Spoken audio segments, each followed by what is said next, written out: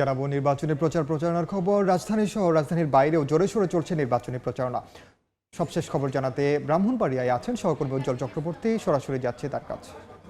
নির্বাচনের মাত্র 7 দিন বাকি আছে, তার মধ্যে কিন্তু মাঠ পর্যায়ে কিন্তু প্রচারণা জমে উঠেছে। এই মুহূর্তে ব্রাহ্মণবাড়িয়া 6 বাঞ্ছারামপুরে কিন্তু নির্বাচনী গণসংযোগ করছেন বিএনপি জোট মনোনীত প্রার্থী গণসংহতি আন্দোলনের প্রধান সমন্বয়কারী জুনায়েদ সাকি। তিনি এই মুহূর্তে বিভিন্ন স্থানে গণসংযোগ করছেন। আজকে কিন্তু এই মুহূর্তে ব্রাহ্মণবাড়িয়া বাঞ্ছারামপুরের তিনি তার নির্বাচনী এলাকায় গণসংযোগ করছেন এবং তার গণসংযোগকে কেন্দ্র করে ইতিমধ্যে কিন্তু পাড়ায় পাড়ায় মহল্লায় মহল্লায় জনগণের যে গণজোয়ার সৃষ্টি হয়েছে, তিনি কিন্তু সবার সাথে ঘুরে ঘুরে কিন্তু হাত মেলাচ্ছেন, মিছিল করছেন এবং তার যে দলীয় প্রার্থী এবং প্রতীকী মাতালের পক্ষে কিন্তু এখানে সাধারণ মানুষ কিন্তু মিছিল করছেন এবং তারা কিন্তু আগামী 12ই ফেব্রুয়ারি যে অনুষ্ঠিত নির্বাচন, সেই নির্বাচনে মাতাল মার্কায় ভোট দেবেন বলে তারা এখানে কিন্তু অনেকেই বক্তব্যের মধ্যে তাদের উচ্ছ্বাস এবং প্রকাশ করেছেন এবং তারা বলছেন সুষ্ঠু নির্বাচন হলে এখানে যে মাতাল প্রার্থী তারা মাতালকে ভোট দিয়ে জয়যুক্ত করবেন।